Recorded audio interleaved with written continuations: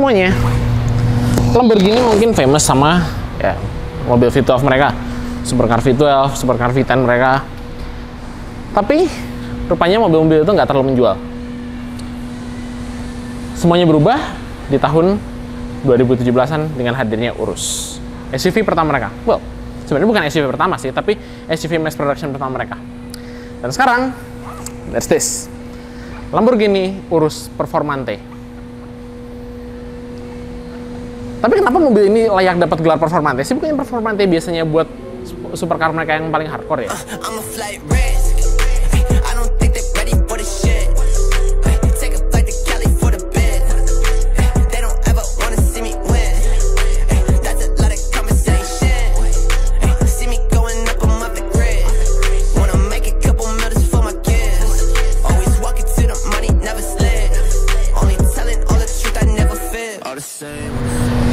Sebelum kita bahas kenapa ini layak dibilang Performante, kita harus lihat dulu cerita dari baik Urus maupun Performantenya sendiri. Pertama kita lihat Urus. Urus, as we know, itu SUV mass production pertama dari Lamborghini. Yang pertama muncul tahun 2016-2017. Tapi bukan pertama kalinya Lamborghini bikin SUV. Kalau kalian ingat, di era 80-an akhir dan 90-an awal, ada yang namanya LM002.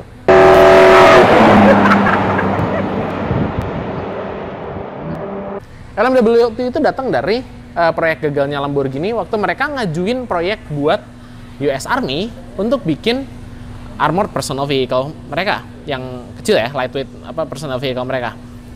Sayangnya nggak ada yang mau mobil tentara pakai mesin V12 yang super haus, karena siapa yang mau terjebak di gurun dengan mobil yang spare partnya nggak tahu suplainya kayak gimana dan super haus. In the end, Lamborghini gagal, yang menang malah GM dengan HMM-WV mereka. Humvee, in short. Lalu proyek Cheetah tadi, namanya Cheetah ya proyeknya, diambil sama Lamborghini untuk jadi LM002. SUV 3 ton dengan mesin V12 dari Countach dan konsumsi bensin yang lebih cocok dideskripsikan sebagai kapal tanker yang agak sedikit keberatan. Kayaknya itu konsumsi bensinnya 1:2 tuh 1 liter untuk 2 rumah, bukan 1 liter untuk 2 kilometer. Segitu hausnya itu mobil.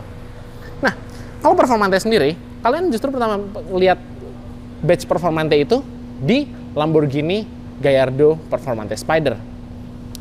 Performante biasanya berarti ya performance. Nah, kenapa dipilihnya Performante? Padahal waktu kan Gallardo udah super Leggera kan? Karena ya namanya Spider kan agak berat.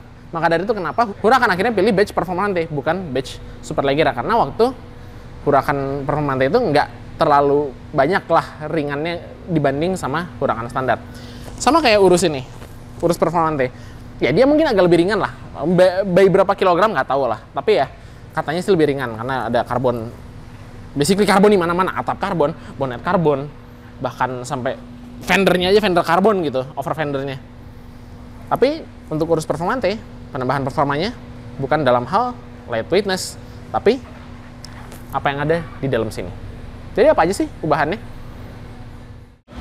Ubahan buat Urus Performante sebenarnya ada di bawah ini. Pertama mesinnya. Mesin tipikal Audi, VW, Porsche, Lamborghini lah. 4 liter V8 twin turbo. Di sini tenaganya sekitar 650 horsepower. Dia naik 50 horsepower dari Urus yang standar. Berarti masih sekitar 2,3 ton lah. Tapi karena dia mesinnya segini gedenya, 0 sampai 100 cuma butuh waktu sekitar 3,5 detik. Top speednya ada di angka 305 km per jam, 305 km per jam. Yang berarti kurang lebih matching sama Porsche Cayenne Turbo GT. Yang mungkin itu mobil yang nanti kita harus sekali-kali coba bahas, mungkin nanti kita coba.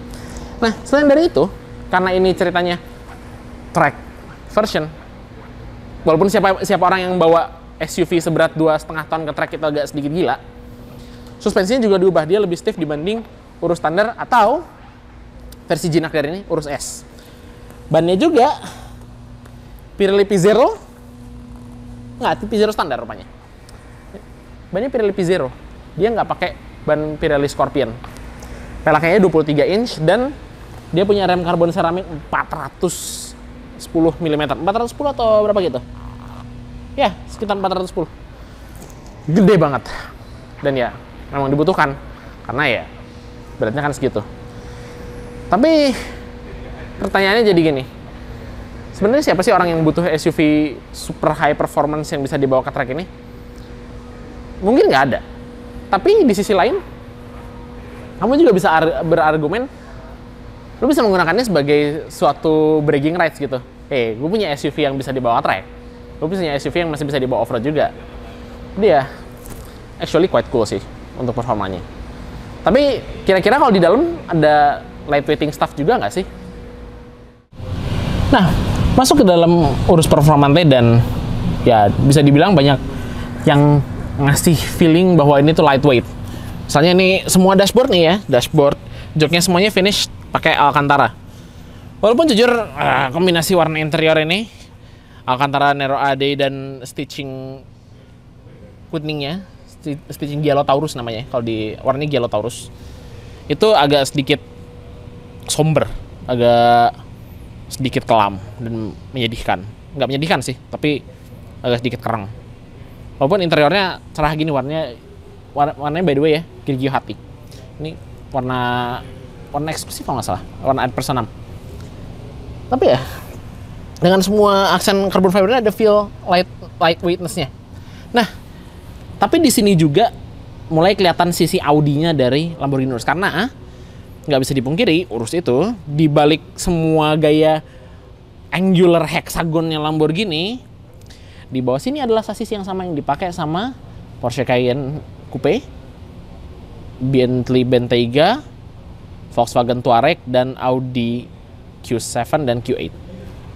Dan di interior itu kelihatan. Ketika kalian nyalain mobil, ketika kalian nyalain panel instrumennya, font yang kalian lihat, walaupun ada font-fontnya Lamborghini yang lebih angular, untuk kebanyakan hal fontnya adalah fontnya Audi Sans. Nggak masalah sih, grafiknya bagus sih. Tapi yang agak ngeselin adalah kenapa untuk ngontrol AC semuanya ada di touchscreen? Itu repot. Harus pencet gitu. Itu tuh ngemalesin dan distracting. Dan kalau kalian matiin mobilnya, itu ada sidik jari di mana-mana, sangat tidak pleasant, terlihat tidak rapi. Nah, yang beda dari Urus Performante dibanding Urus standar ya, adalah driving mode-nya. Urus standar dia harus bisa membagi antara hal-hal sporty, agak sporty, dengan hal-hal daily. Makanya kenapa dia punya 6 mode. Biasa ya, Lamborghini modenya Strada untuk jalanan, sport, sama Corsa untuk track. Tapi untuk urus standar ya, ada 3 mode lagi untuk off-road. Namanya Sabbia, Terra, dan Neve. Sabbia itu pasir, jadi untuk eksplorasi di gurun ala-ala Sheikh di mana, di UAE itu.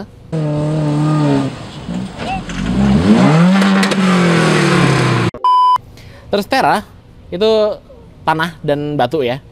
Itu yang bisa buat rock rolling, bisa buat ya off-road di tanah lah, mud plugging dan lain-lain. Soalnya Neve itu salju. Aku tadi mau ngomong es, aku lupa. Itu salju ya, self-explanatory. Nah, di Urus Performante nggak ada.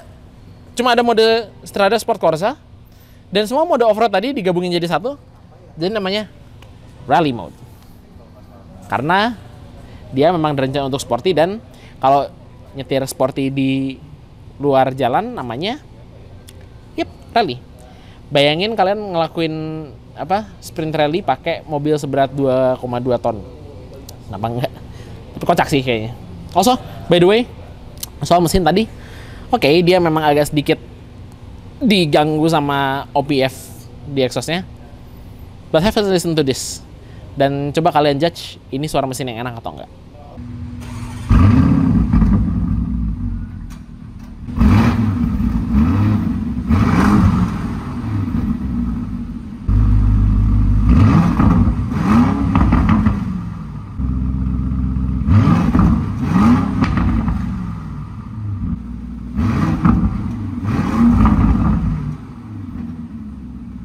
Nah, oke. Tadi suara mesinnya lumayan enak kan ya? Nah, yang menarik, ini sound systemnya. Biasanya Lamborghini, kalau di sports car mereka, dia pakai yang namanya Lamborghini Sensonum. Itu sound system bikinan mereka sendiri, dan sejujurnya, it's not good, nggak begitu bagus.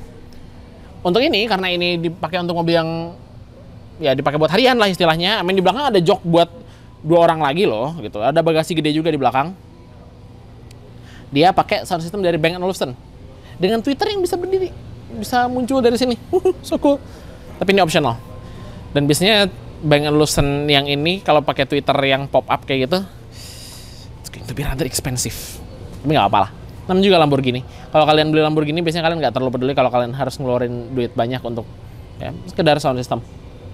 Overall, walaupun tadi soal kritik interiornya agak sedikit gelap dengan warna hitam dan stitching kuning doang ini buat agak livening up suasananya, actually sebenarnya ini interior yang lumayan bagus.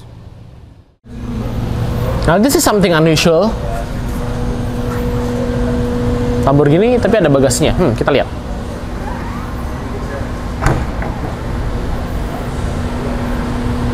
Oke, ini surprisingly gede.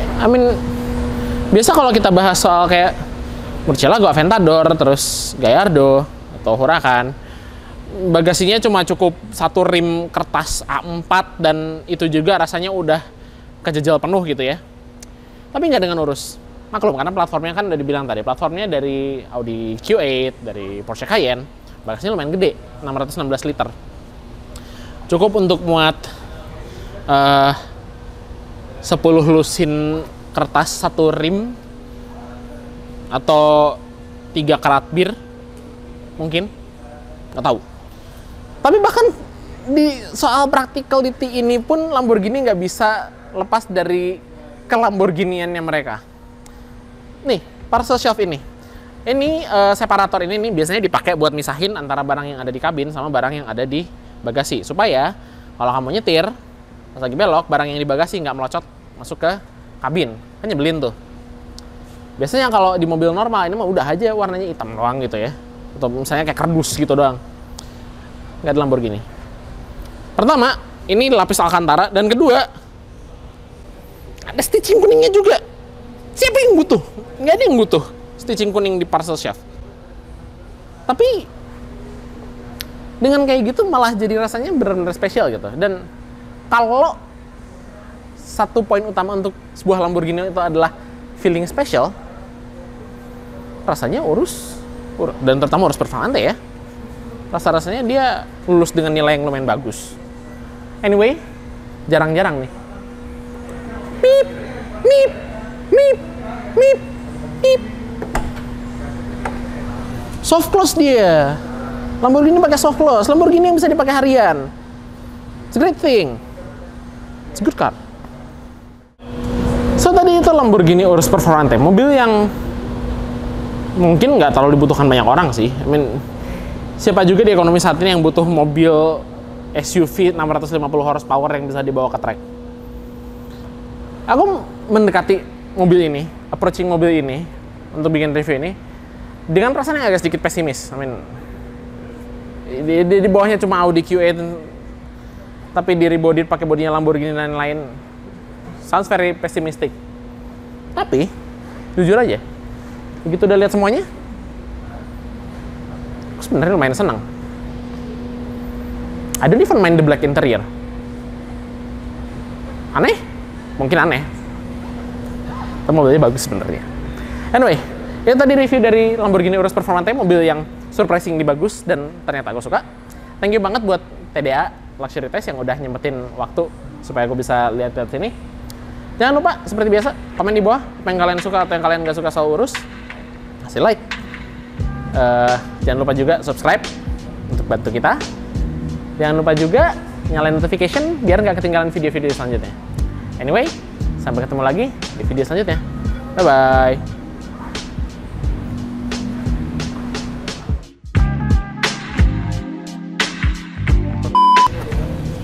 Udah? Udah. Udah. Udah. Hah? Udah. Udah. Udah.